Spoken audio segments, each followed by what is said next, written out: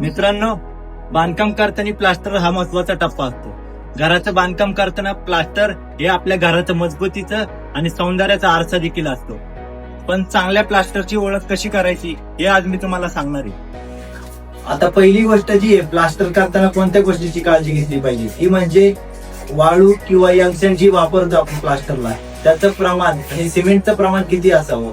आता सिमेंटचं प्रमाण म्हणजे 1 गमेला जेव्हा सिमेंटचं असं तेव्हा 4 गमेले हे यंगसेंट किंवा वाळूचे असावी. म्हणजे 1:4 हा रेशो मेंटेन केला पाहिजे. आता दुसरी गोष्ट म्हणजे आपण जेव्हा प्लास्टर झाल्यानंतर आपली रूम वगैरे किंवा प्लास्टर झाली तर त्याची क्वालिटी कशी चेक करायची. त्याची क्वालिटी जेव्हा तुम्ही चेक करता तेव्हा भिंतीवर असा हात फिरवला किंवा बघितलं तेव्हा त्याची फिनिशिंग योग्यरित्या किंवा सरळ येईल. हे तुम्हाला हात फिरवल्यावर खरबुडी किंवा स्मूथ येईल. स्मूथ असल्यावर प्लास्टरची क्वालिटी ही एकदम चांगली झालेली आहे. मिरर किंवा अनफिनिश पार्ट असेल तर त्या प्लास्टरची क्वालिटी एकदम खराब असते. आता तिसरी गोष्ट म्हणजे आता आपलं प्लास्टर हे मजबूत झाले हे कशावरून ओळखायचं. आपलं प्लास्टर हे मजबूत झाले हे ओळखायचं असेल तर हे भिंतीवर आपण असं वाजून बघितलं तेव्हा जर कोकळ आवाज येत असेल तर तुमच्या प्लास्टरची क्वालिटी एकदम खराब आहे.